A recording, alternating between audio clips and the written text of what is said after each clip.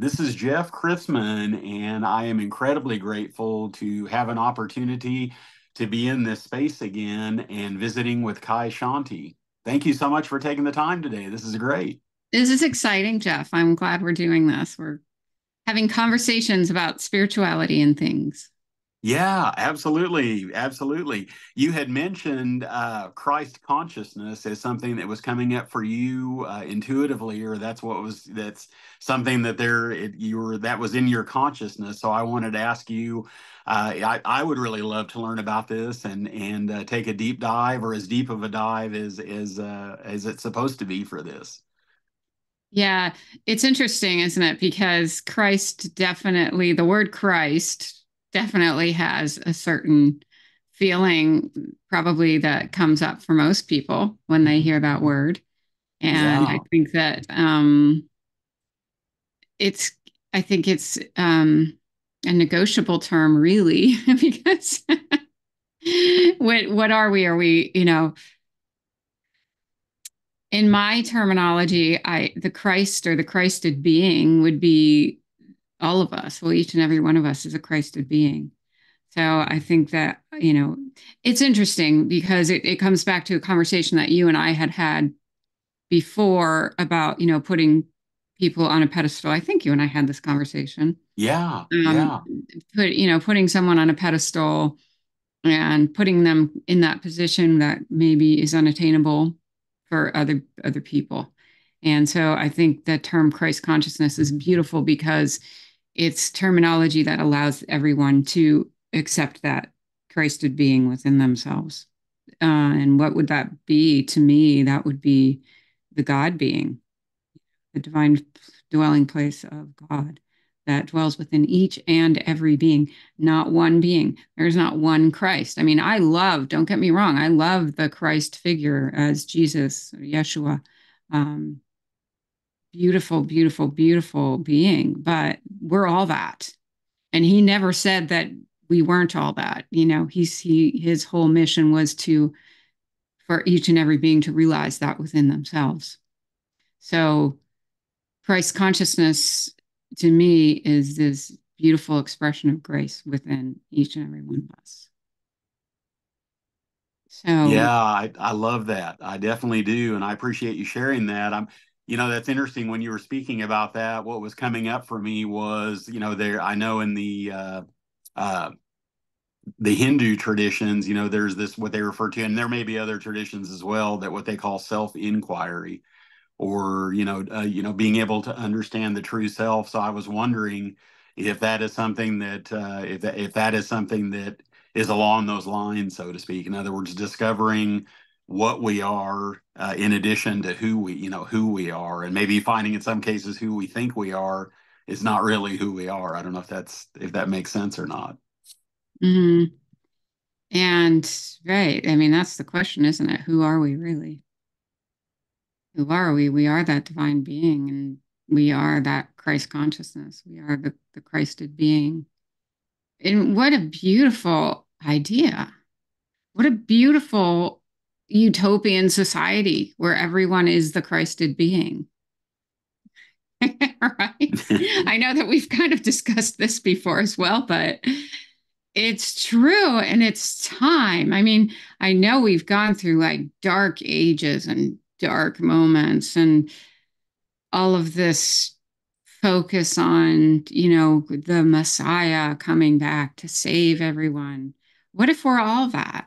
What if each and every one of us is in Christ consciousness and is a Christed being? Because we are.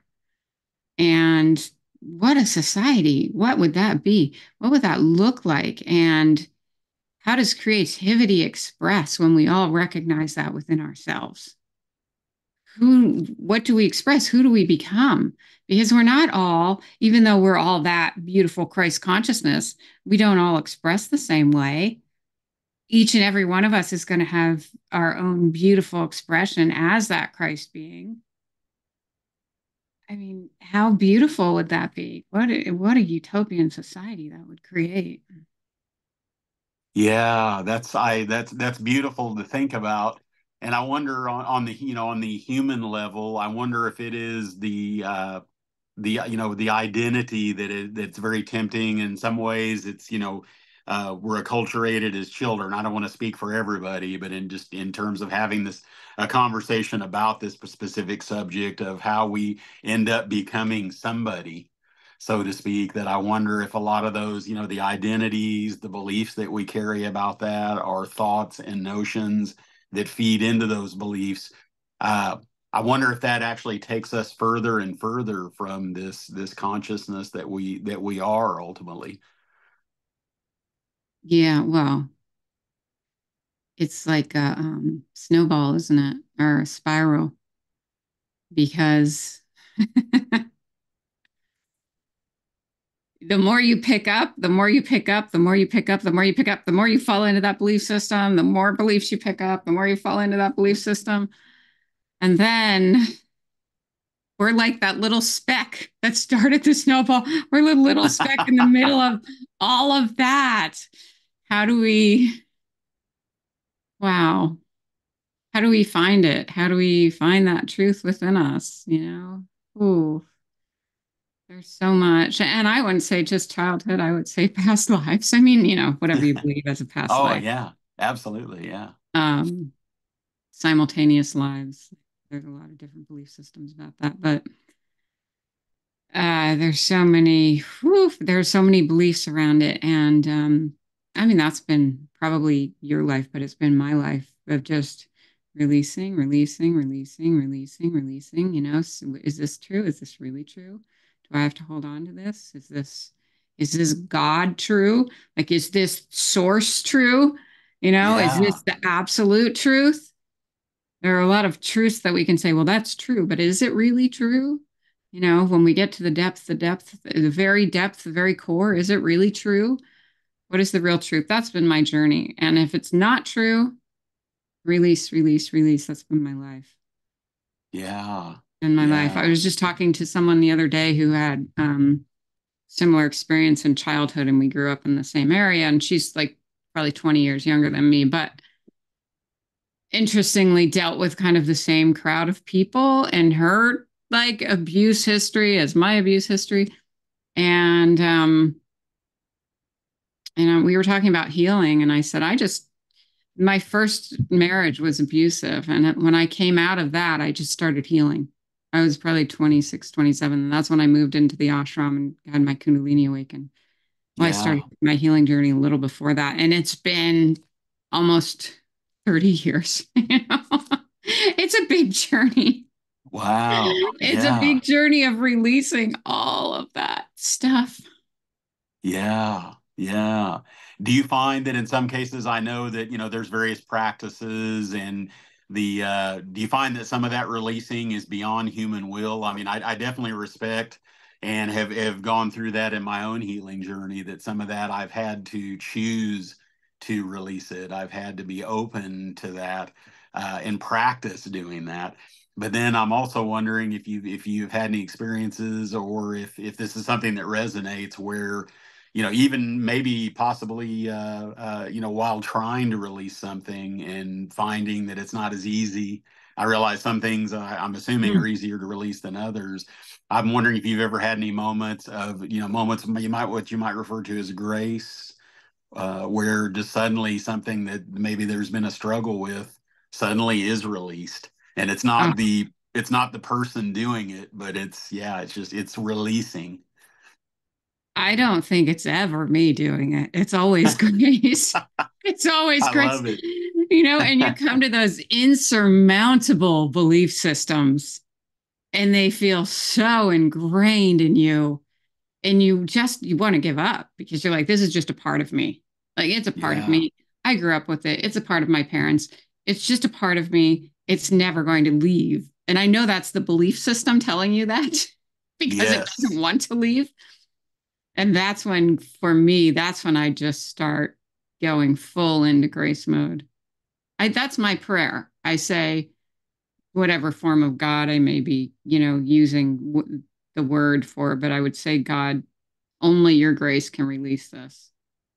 So I surrender completely to your grace, please. And I'll say that prayer over and over and over again, because those big ones that just come in. Oh yeah. Oh, and Oh they're yeah. so hard. Yeah. Yeah. For me, it's all grace. I love that. I I can't. really do. Yeah. And I heard the term recently. I was trying to remember where I heard this, but it was referred to as effortlessness. Mm, And, you know, I'm wondering, like, for instance, you know, what some people refer to as the spiritual identity. I know I certainly, you know, and I don't want to say that I've transcended that or that I'm beyond that in any way, because I can certainly find myself falling into that if I'm not paying attention. But this whole idea about being someone doing something. And what I love is like when you look at Zen traditions, and I know there's other traditions where it's not so much of a focus on the human doing, but actually, you know, life happening as it does, you know, doors opening, doors closing. And yeah, it's kind of that whole struggle about, you know, doing versus being. And I can be so busy trying to make something happen that I mm. miss the fact that it's even happened, if that makes sense. Oh, yeah. And I think that um I watched this in my actual family. My the family that I grew up in is was always about that. Just keeping yourself busy, busy, busy, busy, busy, like over the top busy. So Yeah. really Yeah. you never have to stop and be because you're always doing, doing, doing, doing, doing. It's interesting. I'm part of a wealth community right now. I'm trying to bring that consciousness really into my being. And they do a challenge every month, and the challenge this month is to relax and receive. It's this whole you Yeah. don't have to do anything, and the challenge is to make yourself deeply relax, like at least 15 minutes a day. Which I mean I do anyway with meditation, but I'm kind of making it a different practice where you literally just relax. And I do it midday because that's when I'm busiest. And I never would take that time midday and just completely relax and Yeah. be, and know that everything that you need will come to you from that place of just being. Yeah. Oh, absolutely. That's I've had glimpses of it when I get out of my own way. It's weird. I've just here recently, like over the past couple of months, I've spoken with different, you know, artists of different kinds and create. And actually, I think there's been a couple of entrepreneurs or, you know, people that are in business for themselves that have, and it was not, this was not, and I realize I know it's really easy to say this was not in a spiritual context, but I recognize that everything, I heard someone say that once, everything is spiritual. There's no spiritual or not spiritual. Exactly. But when I say that, I'm saying that it, you know, not being in a spiritual context, these were people whom I was not having any sort of deeper conversations about Mhm. any of the, you know, the heart, the soul, the spirit, any of those things. And yet I also recognize that all that was present with them as well as with me, even. And I may, you know, I may very well have been under the belief that they weren't there, so to speak, and they may very well have been. And that's that whole human thing. Sorry, I know I'm being a Mhm. little circular, but the I thought it was interesting because they were talking about how they just happened to, they couldn't really critically or logically think about what the next step was in their lives. They just found themselves being present, and when the door opened, they Mhm. recognized it and they trusted. And so I was wondering if that's part of this too, that there is, that we really do have the capacity to be still and trust, even though I know it certainly at times can scare people. You know, there's that whole, you know, what is it about stillness? What it is it about being Yeah. without an agenda that can be so scary for people at times? I know I've certainly felt that. Isn't that a beautiful question? Because we have to put our faith in something else other than our own doing. And when we can't see it and touch it and feel it in the physical, that's very hard to do. And it can be Yeah. absolutely terrifying, can't it? Yes. And Yes. it's almost like, why? Why have we been put in this position?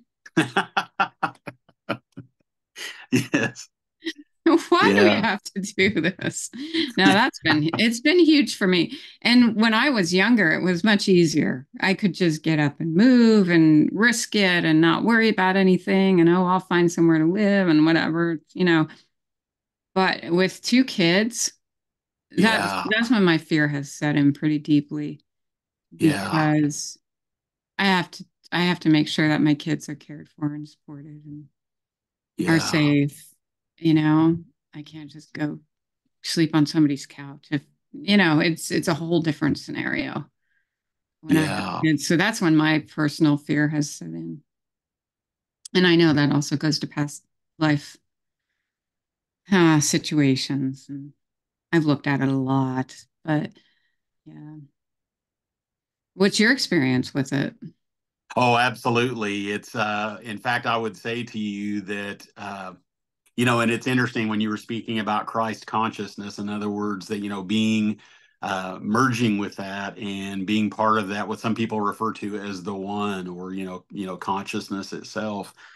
That I know that in the early stages of this journey, that getting a glimpse of that, there was this, not wanting to really deal with the human stuff anymore. And I love what you were talking about too, about feeling free to take risks Hmm. when it was appropriate and when you felt like you could, and possibly didn't have anyone else depending on you for that security. When it was just, I'm there again, I'm just making an assumption. If it was just you, uh, or there was not, people depending on you, so to speak. That Hmm. I wonder too, if I always love Ram Dass. He used to always talk about this. He would say, it took him a while to learn this. He learned how to get high and to be in that Christ consciousness. And then it was a revelation only years later to recognize that he had to both look up. What he said, he would say, I look up and look down. And so he would say that even during times when I was connected with Christ consciousness, he still had to remember his social security number, still had to remember to pay the bill, still had to remember to deal with or what he called honoring his incarnation. So to me, that's when you speak of that, I really respect that, because that's ultimately, needing to do that human work of doing what you do to ensure that your kids are safe and have what they need. And yet then the question is, how does one, to me, that's like, that opens up a whole other it's a whole other question entirely. How do we honor our incarnation, our humanness, take care of responsibilities, but still give ourselves the opportunity to be in Christ consciousness? And yeah. I know. And I work on this with a lot of people that I work with. And I mean, obviously, I work on it within myself because I think a lot of us have been in situations in prior lifetimes where we didn't have to think about it so much. I mean, if you live in India, you can very easily, well, I don't know about now, but in Hmm. past times, you could very easily live in a cave or live off temple alms and just do your spiritual work. And maybe you had a family, maybe you didn't, but I think a lot of us, I mean, I recognize a lot of us that are now born in these Western bodies and situations. And now what Yeah. do we do? Because now we're in this culture that has That's very what different they call the expectations. $64,000 question. Yeah. Uh, very different expectations for the human experience. Yeah. What I love that. What do we do now? What do we do? Yeah. And I mean, I know that I chose to come and be a mom, and maybe I'll have a partnership someday. My partnerships haven't worked out so well up until this Yeah. point. But I love being a mom and I love that challenge. I mean, I had a challenge last night with one of my kids. It was a big challenge. And I was Hmm. talking to my other kid about it. And I try to be really level headed with them and honest with them. Look, I don't know how to deal with this. I honestly don't know what is the best way to deal with this. And I asked my other Yeah. kid, what would you do if you were in this position? And what's the right thing for the child? And it's very challenging. Parenting is a very new, challenging thing to throw into the mix where You have to bring your spirituality and your Christ consciousness into all of your decisions and all of your actions, because now you are very much affecting another child, and you don't want to build that snowball around them. Yeah. Yes. It's the Yes. only goal is to keep them as free as possible until they go out and do their own thing. That's my only goal. Yeah. So I'm Yeah. always questioning, and wow, this is very different than it would be living in a cave. And then Yeah. partnerships, partnerships, boy, that's another challenge. Like I said, I have not really found a successful one yet, but who knows, maybe that will happen. Yeah, it's these human relationships, right? There's the, and when you were speaking about your kids, it was making me think about what I had said a little while ago about, people just, being open and just, essentially being present. And when the next door opens, you just have that trust and faith to know what the next step is. But yet when you have the additional, you've got people depending on you, I'm assuming that and I know in my experiences it certainly has been harder to just be open and trust. I mean, maybe I shouldn't put this as polarities. Maybe I guess what I should say here is there still is trust, there still is faith, but I wonder though if it's harder when are the stakes higher when you have people depending on you, when you have these responsibilities that you want to honor. That's How in, do yeah. you yeah, how do you remain open and present and Hmm. trust and have faith when ultimately the stakes are higher? Well, it forces you to go deeper, doesn't it? I've had Yes. to go deeper than I've ever gone in my life. When there's something going on with one of my kids, I can't just brush it over like I might be able to do with myself. I have to go Yeah. into the full depth of it. This is a human life that you're kind of responsible for, and keeping them free. You're responsible to keep them free as possible. And I, Yeah. I realized with something that happened with my daughter last night that and I talked to her about this. I said, it's kind of like being a preacher's kid, isn't it? Wow. To Yes. me, Yeah. and what if she Yeah. wants to express her dark side? That Yeah. has to be okay with me, but we have to find a safe way, a safe and healthy way for her to do it. But it can't, that's a whole other challenge. Like, here is me living this love and light and joy and peace. And what if my daughter just wants to, you know, do her punk rock thing or whatever? Like, Yeah. and I need to let her be exactly who she is, but also make sure that she doesn't have trauma or she's not expressing some deep emotional hurt or, yeah, it's very, I know that I chose to come here to learn about all of this. And those kids wanted to be born, and I wanted to have them. And Yeah. they're Yeah. brilliant little lights in my life, and they're constantly teaching me and forcing me to go deeper and deeper and deeper within myself. So, Yeah, could that be referred to in some ways as the curriculum? Is this ultimately the and believe me, I love the whole romanticized notion of, living in an ashram, just, being free of any responsibilities, trying to, obviously wanting to provide for myself, but not having anything else to deal with. It sounds like such a romantic notion. But yet I'm wondering if that's just a period in our lives, if we have that, yeah. if it's meant to be for us.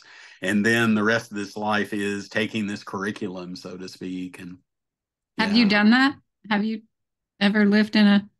I never have. I never Mm. have. Yeah, and I came into the what I refer to as my being aware of any semblance of an inner life at all, and coming in contact and recognizing spirit and soul. That happened after my daughter was 4 or 5, yeah, 4 or 5 years old. And, I got exposed to mindfulness, and then it just kind of snowballed from there. It just, yeah, door after door open. So I can honestly say to you that I never had the opportunity to escape that responsibility. Now she's grown up now, and has her own life and her own family. But what I find is that, then the responsibilities still don't end, because in other words, I'm recognizing, even though it's not up to me to actively parent anymore, I still find myself worrying. I still find Oh, it's yeah. almost like it never ends. And I'm not saying that in a complaining Right. way, but what I'm saying is that I don't know if parenting, and I don't want to go off into the weeds here, but it's ultimately that curriculum. It seems like it just keeps, new classes are added, new experiences and Mhm. opportunities get added. I'd love to tell you that I've had an opportunity to just kind of, shuck it all and spend, weeks, months, years just having, nothing to do but just be. And it's interesting, though. It sounds really great, but then it also, I sense that there probably could be some fear around that. And suddenly, confronting myself and finding, here I am now. I don't have any of those distractions that I maybe complained about Mhm. sometime. And Mhm. I've done that a couple different times in my life where I have a lot going on and then I just stop. Well, I've lived in two different spiritual communities where I stop everything. Um, both times pretty much left everything behind. One wow, time I left everything in a storage locker that I owned in Los Angeles. wow, And I went wow. to stay with my teacher and I brought my massage table and my modeling pictures because they were work related. So that's it. That's all I brought. Yeah. And I left everything in a storage locker. And then the storage company kept, they send you these threatening letters. We're going to sell your stuff if you don't come pick it up. Oh, yeah. Yeah. And then they were like, are you sure you don't want to come get your stuff? Then they get really nice. And I just wanted them to sell it. And I've regretted that since because I had a lot of like stuff from my mom. But yeah, Yeah. no, I've done that a couple times. And then everything stops. And it is weird because then suddenly you don't have anything to do. I sat in the desert in Santa Fe for months. Just, Wow. yeah, just, Wow. and they had a store. So I was able to do some massage in their store. Their store is awesome because it's kind of accommodates all the people that are around, but they have a beautiful, really high end clothing store. So, but I would do massage there. And, so I did have some things to do, but in general, it came to a complete standstill. And it's very challenging. Wow. And that also happened when I moved into the first ashram with my Shaktipat guru, where Yeah. you're busy, busy, busy, busy, and then just you're just with yourself. Very Wow. interesting.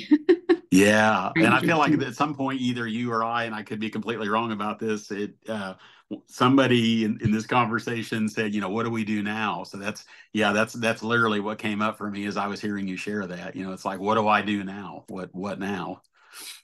Yeah, and the beautiful thing about it is you can reassess and Yeah. talk to yourself, well, what do I really want? What is really important to me? Both times, interestingly, other than the regular spiritual meditation practice, which is the basis of everything I do, but both times, as I'm thinking back on this, it was music Hmm.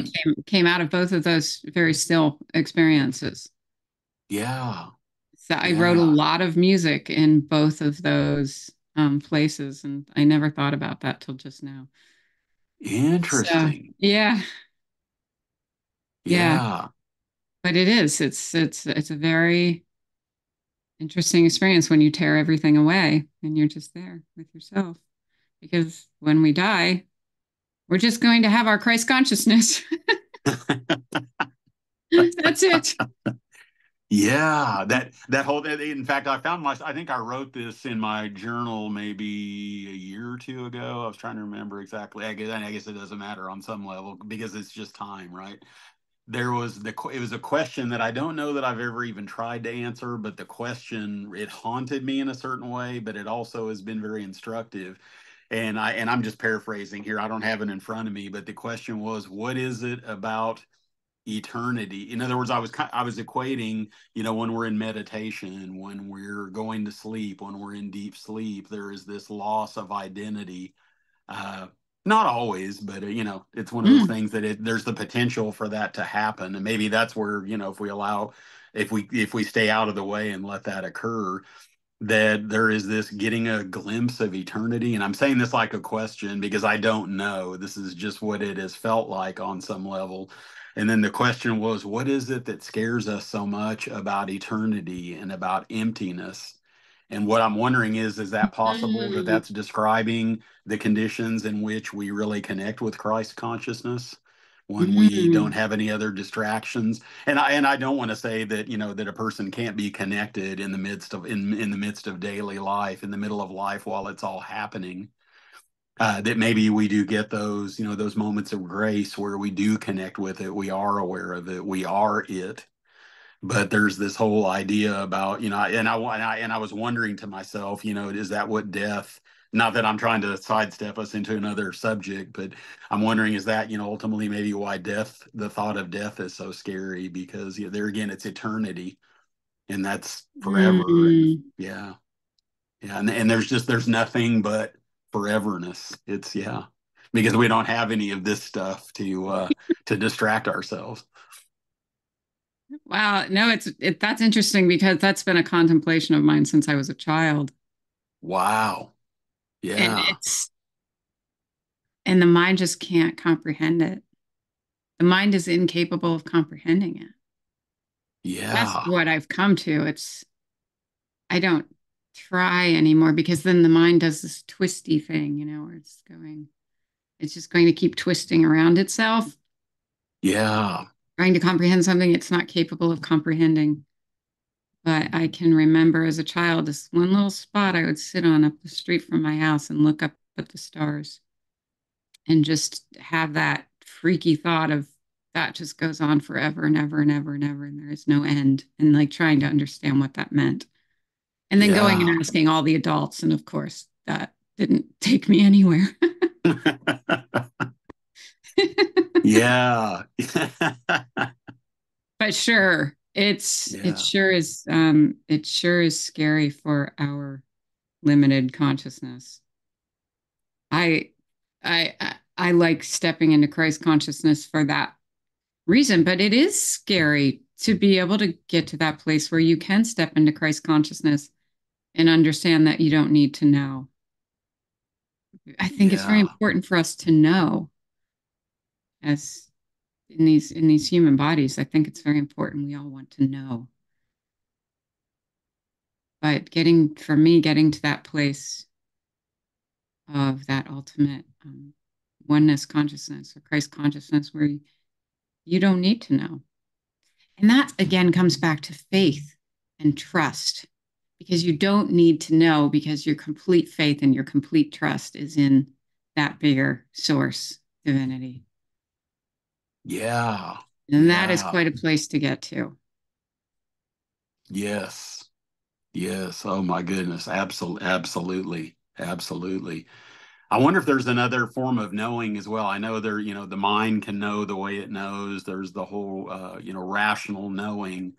And then I wonder if the body, and I feel like I've heard people speak about this. I don't 100% understand it, but, at a cellular level, even that our neurochemistry, our neurological system, if there's a lot of things on a physical level that take place. And I realize that you can't take the brain out of that equation, but I do wonder if there's things that, and maybe that's where it gets into intuition. Yeah. And also in the heart, if there's a different way of knowing besides knowing in the mind. Hmm. Well, sure. I mean, people ask me when I work with them, how did you know that? I don't know that. You know, if you want to call it my intuition, my third eye, my heart, consciousness, Yeah. something bigger knows that. I can't say that I know that. Something knows that. And I can't possibly explain how to tell you that I know that. Interesting. Yeah. But Yeah. I can say that the more you surrender to the divine, the more you will also know that. Yes. Yes. Because Yes. it's all of us. We're all that. We are all that knowledge. It's just there. But there's no way of doing it. We have to be it. Yes.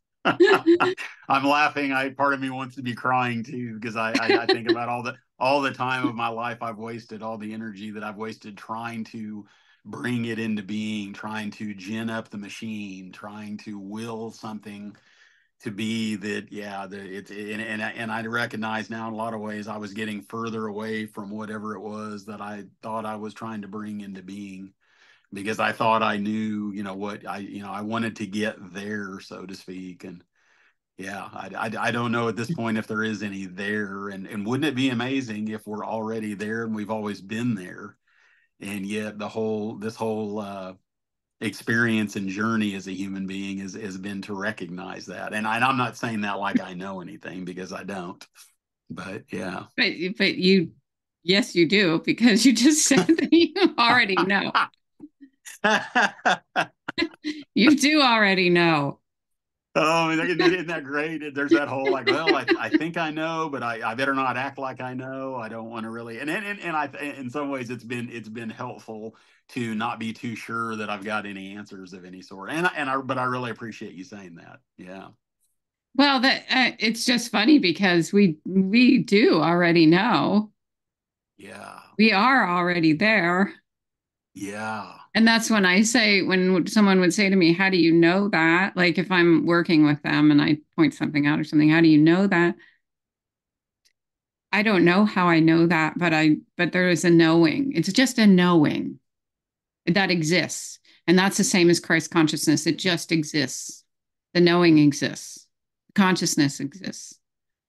All we have to do is melt that snowball and become what we already are. And it's already there. The knowing is already there. And we don't have to do anything per se, but we do have to do something. We have to recognize that we want that. And I think once we recognize that we want it, the journey begins.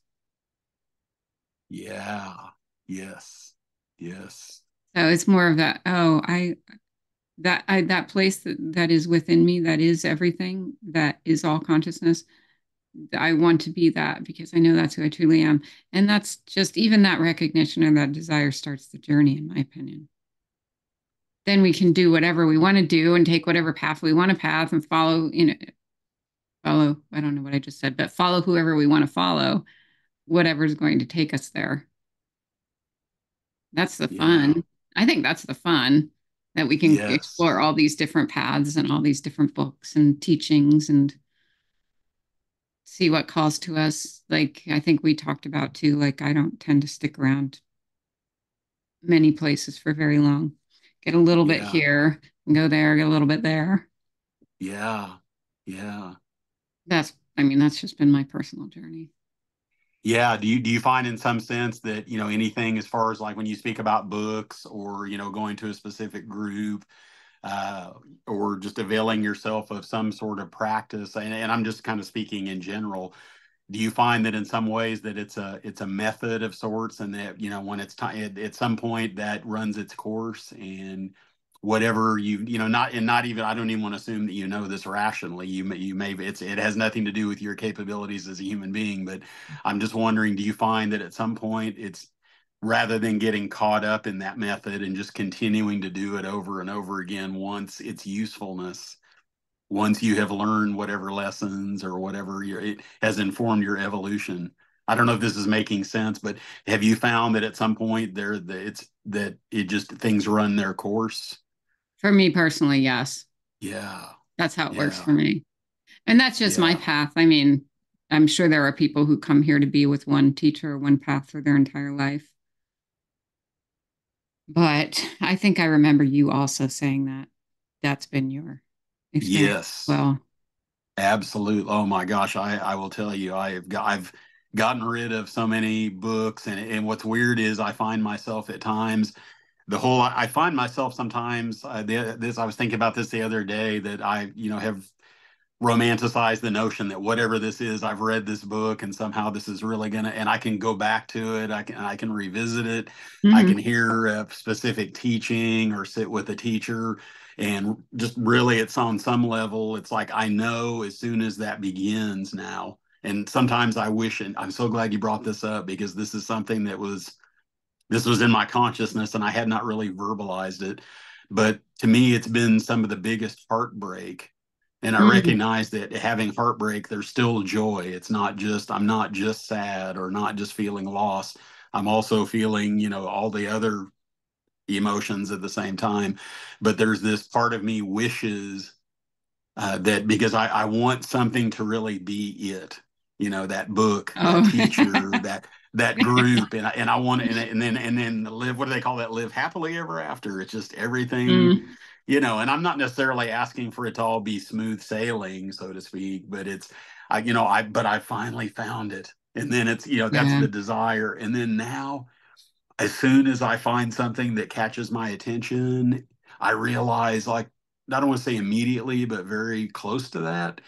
I know this is not something I can get attached to. I know this is not going to bring me whatever it is that I'm looking for that I know I Hmm. can't find anyway. I don't know if Hmm. this is making sense or not, but there's Oh, this, absolutely. yeah, There is, because I've also gone through that journey, so I also understand that there is a limited time. Now, I have to say, the current teacher that I have is, I'll be with him for life. And I mean, I don't know, he could be passing away soon. yeah. Um, but it's because he's not like he doesn't have a strict path. He'll evolve, he'll explore, and I think that's what I need to be with anyone in my life, whether it's a partner, a romantic partner, a friendship. It needs to be that with anyone, but I'm realizing that that's why I can stay with him because it's beautiful. He has it every Sunday we talk. He has a group of people that get on and talk with him every Sunday, and Oh, I wow. I enjoy it every time I'm with him. I love his Yeah. presence. I love his love. I love his energy. I love what he explores. He's very wise and he's always open. Like there's nothing that I can't like I've had teachers in the past that I couldn't tell. I was like, oh, I'm not going to be able to tell them this because they're not going to agree with it or I'll get kicked out or yeah, which has happened. Which has happened. But not with Yeah. him. He's just loving and open and ready to explore anything you present and he's wonderful. Yeah. So I can grow and still be with him. Yeah, was that a surprise to you to a certain degree? Based on what we've just talked about. I mean, is it when you met this teacher and began to sit with him? Is this something that's just is that connection and wanting to stay and continue to be in his presence? Is that something that's just happened on its own? That it wasn't necessarily you as a human being deciding I'm gonna hang with this. I'm going to not stop this. But is that something that's just happened or unfolded? I think that yes, it has. I mean, we obviously have a soul connection, and with his whole, spiritual family, I have a soul connection with. I love all of them. They're just Yeah. such wonderful people. And I met him when I was 30, so it's, I mean, 25 years that I've known him. I did leave for a little while, so I had my Shaktipat guru. And then the way that I met this teacher was just through a series of events that things weren't feeling right with my Shaktipat guru. And I was saying, well, I want a teacher that's like this, and this. And then he magically, through all these events, appeared in my life. Well, then I felt like, I wanted to be with the Shakti too. So I felt like I had to choose one or the other. Hmm. Now, he Yeah. wouldn't have asked that of me, but the other teacher would have. So I went back to the other teacher and it wasn't right. So then I went back to him. So I did play this game. It was my own game that I played in my own head and nobody else was putting it on me. Yeah. So I left for a little while. But it's been beautiful. He just welcomed me back with open arms and it's been beautiful. And I guess it was just preordained, predestined.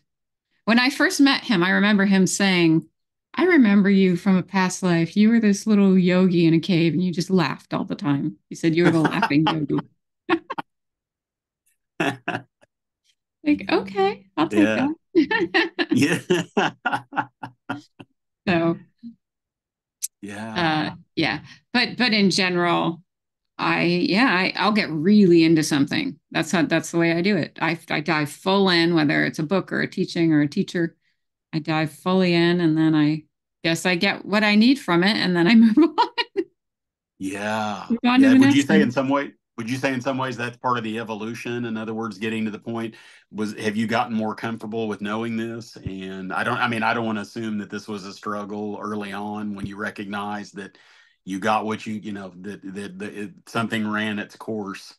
I didn't know if you found that that's become easier for you to recognize and make your peace with it, so to speak. Now it is absolutely. At the Yeah. time, I mean, when I left my Shaktipat guru, it was very hard, very, very, very hard. So it's been a lesson for me. You don't leave gurus in that tradition. Oh, wow. You're with Yeah. them for lifetimes, beyond this lifetime. The tradition says you bow to the guru before you bow to God. It's it's a bond. Yeah. So that was very difficult. That was a very big lesson for me. Yeah. So it's now I understand it, and now I can understand. Oh well, I'll probably be here for a little while. But then, like with Danny, maybe I'll stay till I know I'll be with him until he leaves his body. No question Yeah. about it. Which could be soon. I don't know.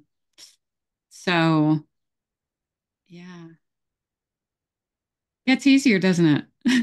Yeah, that's and I love that you said that because that's, what was coming to me was that, and I went into this conversation here with you today. I know you had mentioned that subject of Christ consciousness, but what I love is I had no idea where this was going to go.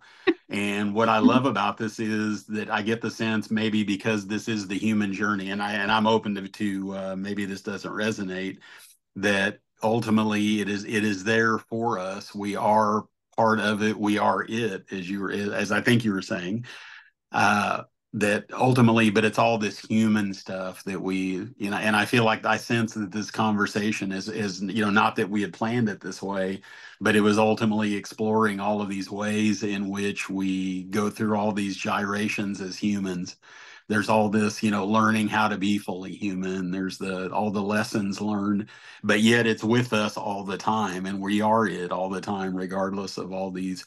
It's just interesting because I sense that this conversation has just explored all of the aspects, maybe not all of them, but a lot of them, about how we are human within that consciousness. Yes, the human journey of consciousness.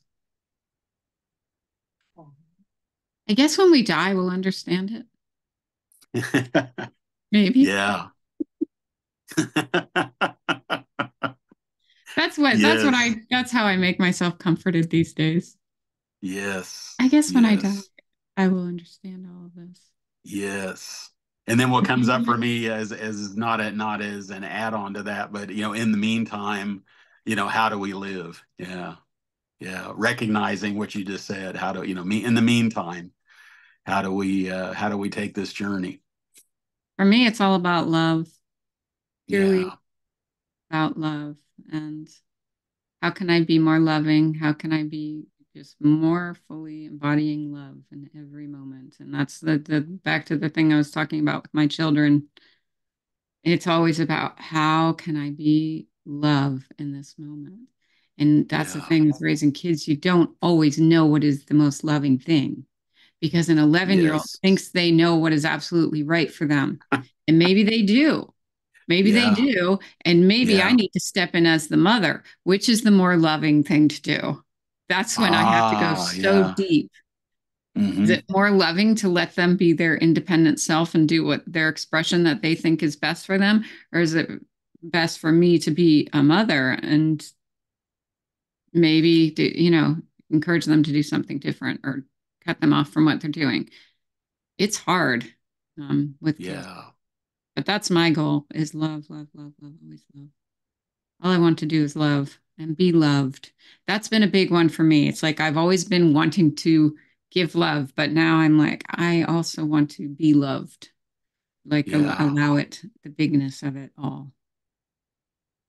Yeah, absolutely. That's, and that's, and I really honor, the work that you do with people, and clearly you bring that love to people, and as you work with them. But yeah, but I recognize that is